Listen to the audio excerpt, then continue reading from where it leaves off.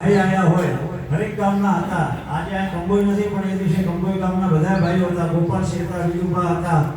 તો એ બધાની રૂબરૂમાં અમે ચર્ચા કરી અને ત્રણ બાપુમાંથી અમને એવું વિડીયો લાગ્યું કે આજે અત્યારે આપણે બેસાડા બાપુની બેસાડવાથી આપણા આ જે મઠનો એનો વિકાસ થાય અને જે મઠની જે પણ આપણી સંપત્તિ હોય એ સચવાઈ રહે.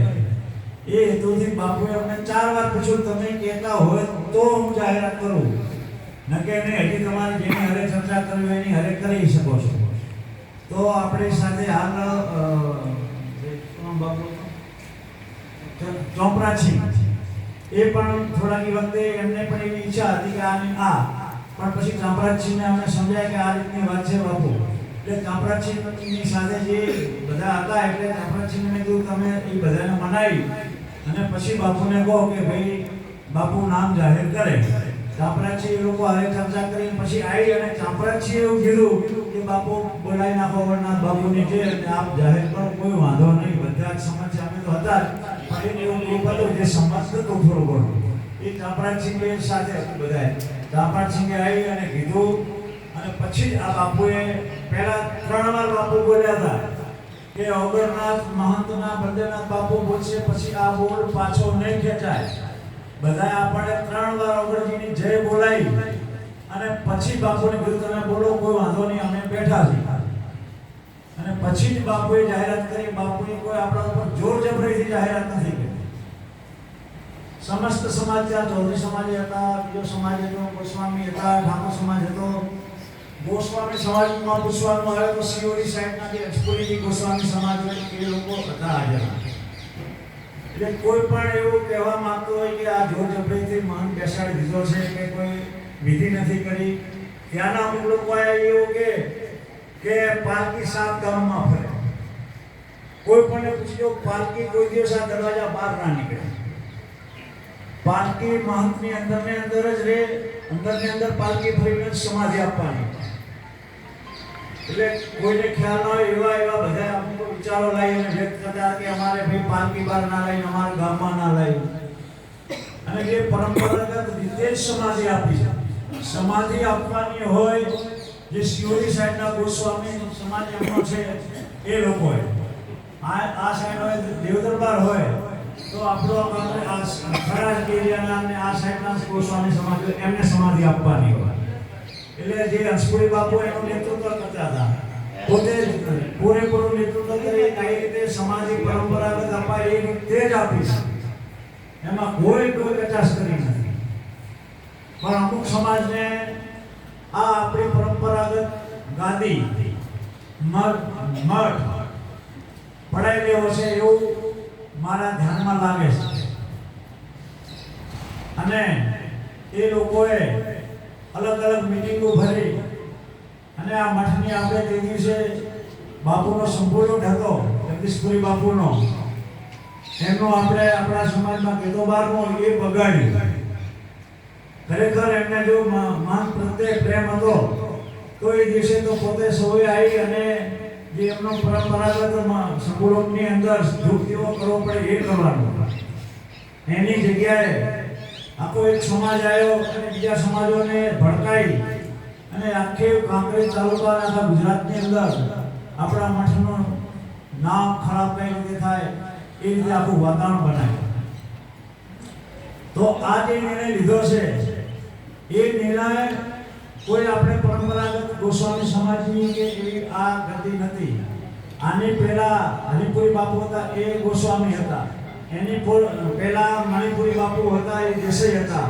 એની પહેલા જે બાપુ હતા એ લિંગોના રજપૂત હતા. તો ક્યાં પરંપરાગત આવી? કોઈ પણ આપણે મઠ જ્યાં દેવદરબાર હોય, અમરનાથ હોય, રાજપુર હોય, રામપુરા હોય કે થળી મઠ હોય, ત્યાં એ પરંપરાગત છે કે ત્યાં જેનું લાગતું હોય એને જે યોગ્ય લાગે એ બાપજીને એ નિમણૂક કરી શકે છે.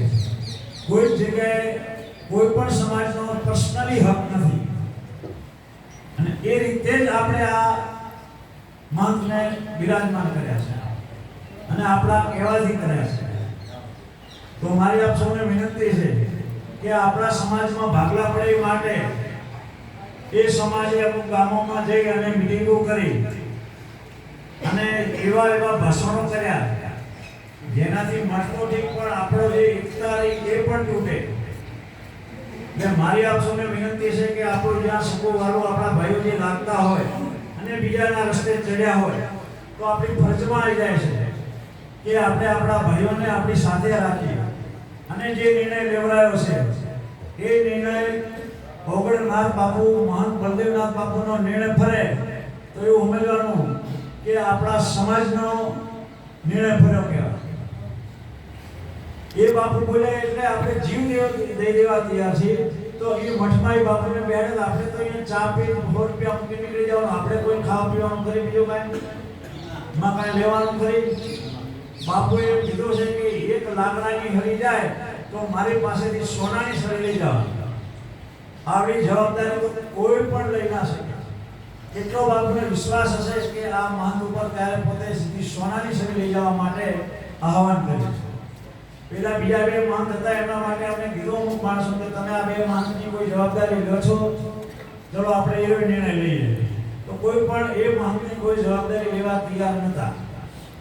ત્યારે આપણે પછી આ નિર્ણય લીધો કે બાપુએ આપણને આપેલ જે મહંત છે એ શિરોમણી સારું વ્યક્તિત્વ ધરાવતા હશે ત્યારે બાપુએ, કારણ કે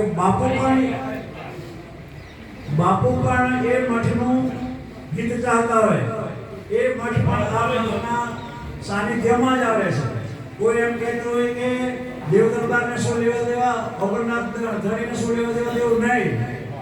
બારોટજીને મેં કીધું છે પણ બાબર નોકરી જતા એમ કે આયા તમને ચોપડો દેખાડીશ તો એની જો આવી જાય તો એમાં સ્પષ્ટ લખેલું છે કે ઓગણનાથના આદેશથી કેવલપુરી બાપુએ ત્યાં બનાસ નદીના કિનારે સ્થાપિત કર્યો પોતાનો ધૂણો. અને જે મહંત બેઠા એ મહંત વખતે આ કાને બેઠેલા દેવ દરબારમાં બેઠેલા મહંતની હાજરીમાં બેહાડેલા છે. તો પછી કઈ રીતે ત્યાં એ સાઈડના લોકો એવું કહે છે કે દેવ દરબારને શું લેવા દેવા, દેવ દરબારને પહેલું લેવા દેવા અને પછી આપણા સમાજને લેવા દેવા. સમજી લો.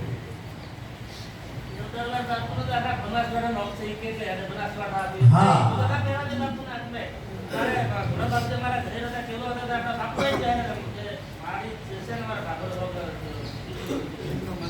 બાપુ એટલે હકીકતમાં અમરનાથ થડી જે રહી નાથરિયા એ આપણે આખું ઉત્તર ગુજરાતનું સર્વોપરી સ્થળ છે. પણ હવે અત્યારે સિદ્ધપુર પેલા હમણાં કાલે લોકોએ શ્રદ્ધાંજલિ આપી અને સીધું એના ઉપર 1008 લગાડી દીધું. બાપુ 1008 એમ લાગે? 1008 લગાવવા માટે કેટલી તપસ્યા જો ત્યારે 1008 લાગે. કાલે બેહાડો કાલને કાલે 1008 લાગી કોઈ પણ ભાઈ સંત શું છે એ જાણો. પોતે બધા બાપજીઓ છે તો એમને એ ખબર નથી કે 1008 કોને લાગે. એટલે એ લોકોને મગજમાં એવું છે કે આ થડી મઠ અમારો હતો, આ અમારા સમાજનો હતો અને પડાઈ લીધો છે દરબારો. તો એવું કોઈ આપણે પડાય નથી. સમસ્ત સમાજનો છે અને સમાજને સાથે લઈ દરબાર સમાજ ચાલે છે. બહુ વધારે ના કરતા મારે આપ સૌને વિનંતી છે કે આ આપણા ઓગણનાથ બાપુ બલદેવનાથ બાપુના સવાલ માટેનો આ મીટિંગ છે.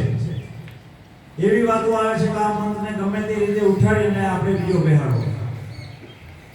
તો મારી આપ સૌ ભાઈઓને વિનંતી છે કે કોઈ પણ હિસાબે આ મહંત નથી બદલાવાના.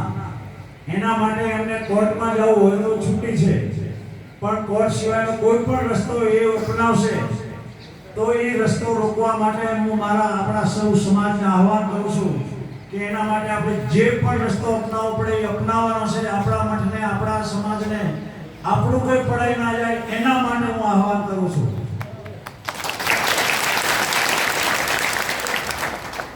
આપણે ખૂબ આપ્યું આ લોકોને. આપણી પાસે છે હજી લોકશાહીમાં પડાઈ લેવું છે.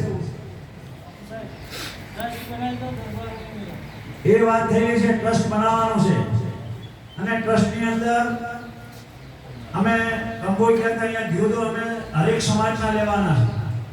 સોલંકી સમાજમાંથી પણ લેશું, વાઘેલા સમાજમાંથી લેશું, બીજા સમાજમાંથી, ઈતરમાંથી લેશું, બ્રાહ્મણોમાંથી લેશું, સૌ સમાજમાં સાથે લઈને ચાલુ છે. અમે અમારી જાગીરનો છે તે છતાં અમે બધાને સાથે રાખવા માંગીએ છીએ. અમારે પોતાનો એટલો હક નથી તો અમે અહીંયા આપવા વાળા છીએ, અહીંયાથી લેવા વાળા નથી. એ માટે આજે આવડો મોટો થયો છે તો અમે આપ્યું છે ત્યારે થયો છે, અહીંયાથી લઈ ગયા હાથ તો ના થા.